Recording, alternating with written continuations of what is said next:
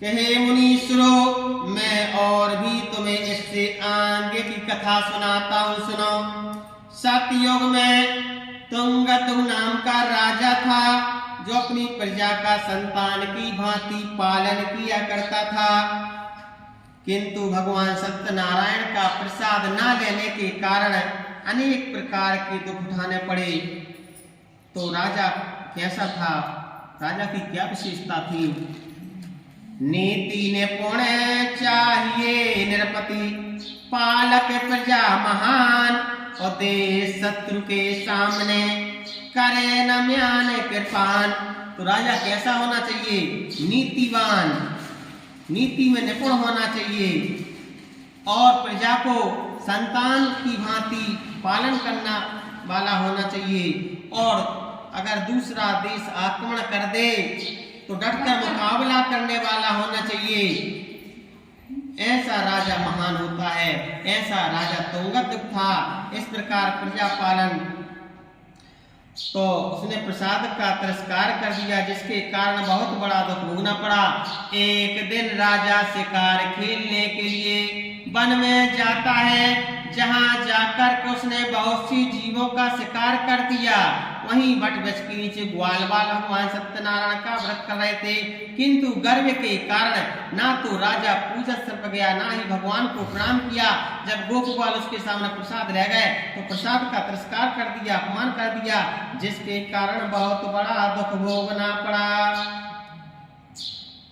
रंकम करोति रंजानाम, रंजानाम रंकमेवचा, धनिनम निर्धनम स्यो, निर्धनानम धनिनाम तथा। भगवान की माया से निर्धन भी राजा बन जाता है, और राजा भी निर्धन हो जाता है।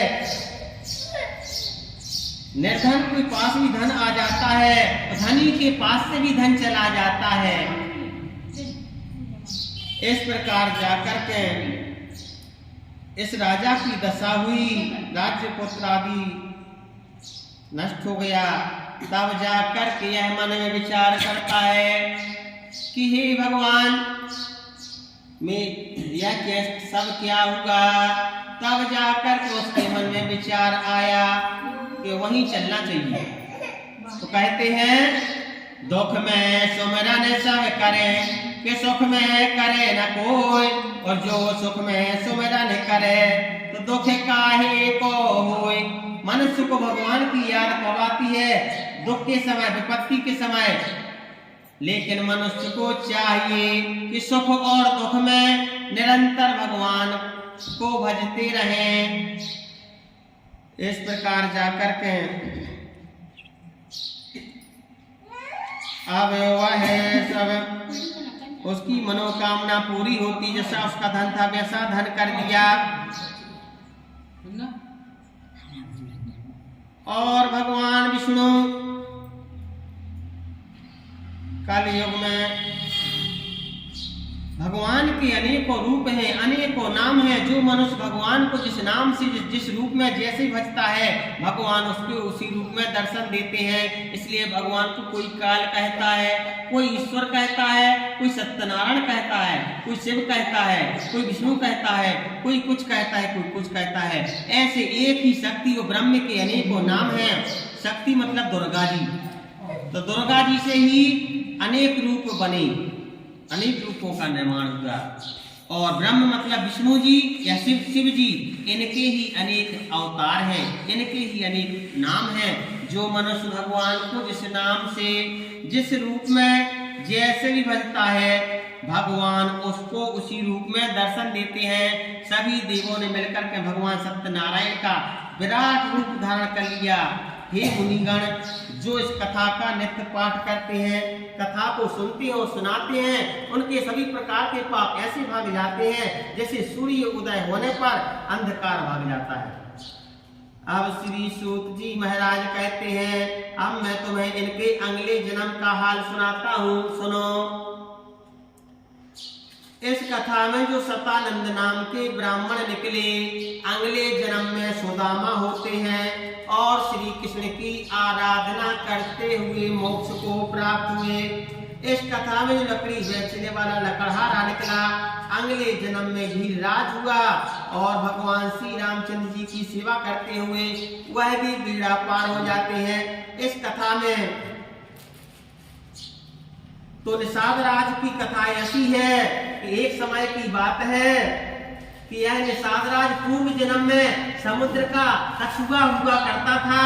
भगवान के चरणों को पकड़ने के लिए बार बार जाता था, लेकिन समुद्र की लहरें आती थी तो कछुआ भगवान के चरणों तक नहीं पहुंच पाता था, वह पीछे हो जाता था।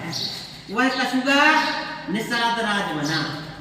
तो उसने भगवान राम जी से कहा कि हे भगवान, आप हमें इंतजार करते करते इतने जन्म बीत गए, लेकिन हम उद्धार नहीं हो पाओ, तो हम आपके पैर धोके गंगा पार करा रहे, हम आपको इतने पार करा रहे, आप हमें भवसागर पार करा देना। इस प्रकार जाकर के अब आगे चल करके उसको वैकुंठ धाम मिला। इस कथा में जो उल्कामुख नाम के राजा निकले, अगले जन्म में राजा दशरथ हुए। राम जैसे पुत्रों को जन्म देकर के वह बेड़ा पार हो जाते हैं। तो साधु नाम का जो वैश्य निकला वह अगले जन्म में मूर्धज बना। वह ऐसा सत्यवादी राजा था, धार्मिक राजा था कि अपनी स्त्री के साथ पुत्र का दाहिना अंग आरा से काट करके ब्राह्मण रूपी भगवान श्री कृष्ण को देना स्वीकार किया।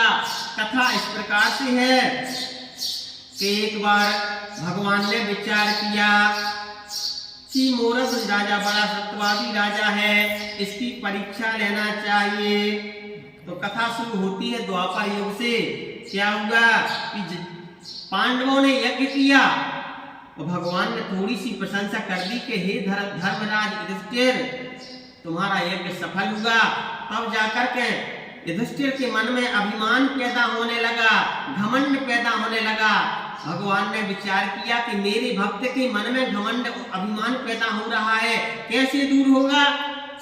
तब जाकर के तो एक न्यूला था वहां, तो कहते हैं यदि यज्ञ पूरी तरह से सफल हो जाता तो वह नोरा पूरा सोने का बन जाता, लेकिन वह आधा ही सोने का बन पाया। तो भगवान ने कहा कि हे धर्मराज युधिष्ठिर, तुम्हारा यज्ञ सफल नहीं हुआ, तुम संसार के सबसे बड़े दानी नहीं हो, तुम संसार के सबसे बड़े धर्मात्मा नहीं हो। तब जाकर के धर्मराज युधिष्ठिर ने कहा कि हे भगवान, तो इस संसार का सबसे बड़ा दानी पुरुष कौन है, सबसे बड़ा धर्मात्मा कौन है। भगवान कहने लगे कि इस संसार का सबसे बड़ा दानी पुरुष तो राजा मूर्धज है। तो अभी चल लगे युधिष्ठिर, हमें विश्वास नहीं है, जब तक खुद हम अपनी आंखों से न देख लेवे हम विश्वास नहीं कर सकत। भगवान कल ले चलो तो अभी परीक्षा ले तो पर मूर्धज की। तो धर्मराज युधिष्ठिर ने शेर का रूप बनाया